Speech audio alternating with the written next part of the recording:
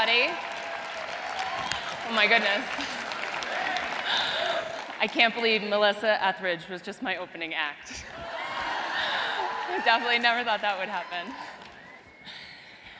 Imposter syndrome. Let's talk about it. 70% of professionals report experiencing it, and the group most likely to are high-achieving women. And any of you in this room right now who don't consider yourselves high-achieving are suffering from it at this very moment.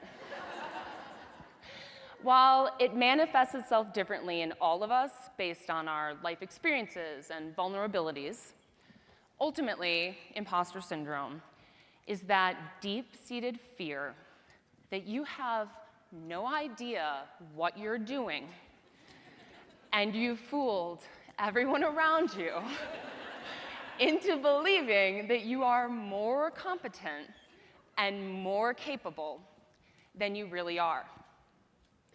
And it's this voice that prevents you from reaching for the things that you want most in life. It's the voice in your head that judges you and sets the limits of what your expectations are for yourself. And I want to share with you today how becoming my own imposter taught me how to take that fear and anxiety and turn it into power and confidence, using nothing more than the thoughts in my head. So I have my graduate degree in counseling, and when I was in school, I was very good at identifying imposter syndrome within my clients. There are a few telltale signs that make it very easy to find. There are the I'm nots, the I'm justs, and the self-imposed rule following. So first, the I'm nots. These are the easiest to find. Clients are literally telling you what they're not. I'm not qualified. I'm not really talented. I'm not smart in that way. I'm not good with money. I'm not prepared, and I like to be completely prepared. Now, the thing with the I'm nots is they tend to fall in front of words that are subjective. Qualified, experienced, prepared. Who gets to determine what these are and are not? My clients were defining this for themselves in their head and then telling themselves they're definitely not that. The second category are the I'm justs or I'm onlys. These are ways we dismiss a proven track record of success. Oh, I was just helping with that part of the project. Oh, I only had a lot of help. You know, they just really liked me. This one in particular affects women. They just really liked me. After completing a successful project, chalking it up to the idea that maybe you got by with your likability or attractiveness. Also in this category is the whopper, oh, it's just easy for me. It's just easy for me. If something has been just easy for you for all of your time on this planet, it is probably one of your core strengths and abilities, okay? So we dismiss, oh, it's just easy for me. And what happens is we completely underestimate how much hard work and inherent skill goes in to making something really challenging look easy. We all do it, absolutely. The last one are the self-imposed rule following. These are just more complex ways that we talk ourselves out of first taking action towards our goals.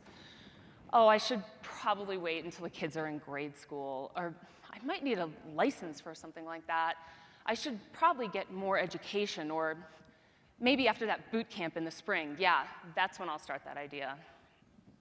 The I'm nots, the I'm justs, the self-imposed rule following. Remember, these are just the thoughts that we're brave enough to say out loud in our heads. They come from deep, automatic thoughts and beliefs that we have about ourselves. And those beliefs set our trajectory in life and determine what we think our limitations are. Now, I have to be honest with you. I spent the past 40 years pretty much convinced I was immune to imposter syndrome. I've always been this confident. I've always been a bit irreverent. I've always set lofty goals for myself and met or exceeded them. And it wasn't until I got an idea in my head that was outside of my little bubble of success I was very happy in, that I realized what a severe case I had. So it all started one night at my house after a dinner party, and I got the idea in my head to combine my love for smoking marijuana with my core talent of hosting large parties. I was going to make marijuana-friendly events in Denver, Colorado. And I thought, as soon as it got in my head, I could not let it go. I pulled a blank notebook down from the shelf. I started writing all of my thoughts down in the book. By the end of the weekend, I had 12 events, most of them thematic. I had Pinterest boards to go through each event. I also made a few Spotify playlists, just in case. And I was like, totally ready. I'd page to the book and think, this is gonna be good. And then I'd smoke some pot and think, this is gonna be fucking awesome. And I'm totally gonna kill it. But then, let's be honest, Monday morning rolls around. And in the bright light of the grade school drop-off with my coffee in hand, my idea started to look differently. And as I drove home, I started thinking, well, okay, I'm not really a party planner. I've only really done conferences. And I was on a team of people, a whole team of people. I never actually did something myself. And I don't know a single person who works in the marijuana industry. I've also never produced an event in Denver. And I probably need a permit for that or something. It might be illegal. Still is, sadly. I mean, what am I gonna do? Roll up to the art gallery with this 3-foot ice bong in the back of my minivan? Yes. Right? All of my ideas around the events, the art galleries and the live music and everything I'd pictured started to kind of fall to the floor. And I looked at that notebook on the counter, and I thought of the things I was thinking in my head. I'm not, I'm just, I'm only. And I heard the voices of my clients in my head. What had I just thought up in my head and then talked myself completely out of without taking a single action to even try? I started looking at myself very differently, and after I reviewed the books and the questions I would ask my clients if I thought they were experiencing imposter syndrome, I wanted real answers out of myself.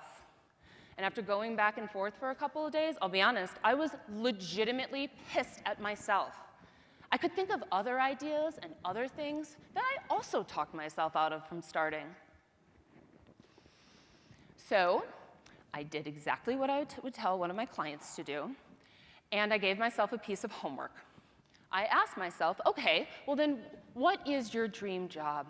What is your dream professional career? If you could do whatever you wanted, what would you do? Who would you work with? What would you build? And my answer was Jane West. Then I asked myself, okay, if you're Jane West, this world-class marijuana-throwing party thrower, what would you be doing right now? And I made a to-do list. And I started listing off venues, and I started getting interviews with DJs, and I started going to catering companies and testing out their food. I put together the event, I bought a website and a Twitter account, and I started a Twitter account and an Instagram handle all on the same day, all for the first time. It was a very long day. Very, very, very long day. Over my desk, there was a card that one of my clients had given me that said, "Be yourself. No one else can tell you you're doing it wrong." Well, I am telling me I'm doing this wrong. So I took that down, and I put up a new one. It's an inspirational quote I know we're all familiar with. If you want something you've never had before, you're going to have to do something you've never done before.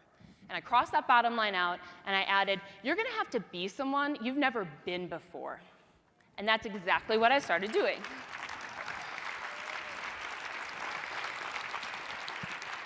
And all it took was the action. And all it took was ending the questioning of myself in my head to get those first steps. And I'll tell you, once I started doing what I wanted to do, the way I wanted it done, it felt right. And once I started being who I wanted to be professionally, the way I wanted to interact, it felt even better. It felt amazing. And as I built more, I became more and more lucid about what I am capable of if I actually just set my mind to it and stop telling myself what I'm not. And for any of you out there who think that there's something different about me down on this stage with my fancy jazz hands TED talking at you, nope. Every single one of you, I promise you right now, has an idea in your head that you are completely capable of being successful at, and the only reason you're not is because of what you are telling yourself. I promise you. I promise you. And if you don't believe me, if you don't believe me, 2 years ago today, at this very second, I was buried in the middle of an org chart in corporate America, very happy with my little success bubble. I was not a sophisticated cannabis event thrower, hosting events coast to coast. I wasn't.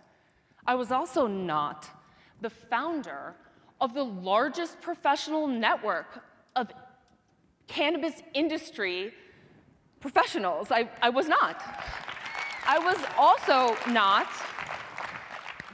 the CEO of $1 million lifestyle and products brand with offices nationwide. I was not this either. And the only thing that changed was what I told myself I was. And the only thing that changed was that I started acting like I was. And the same thing is possible in every single one of you. Jane West has a serious case of impossible syndrome. It's where you set a goal so high up, you're pretty sure it is completely impossible, but you just start acting like someone that knows how to get there.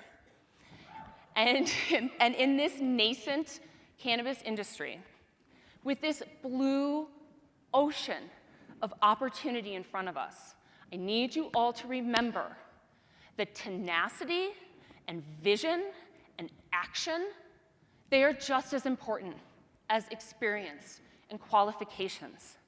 And you have to think big, and you have to act bigger. And I know that we will create a cannabis industry that we all want to be a part of. Thank you.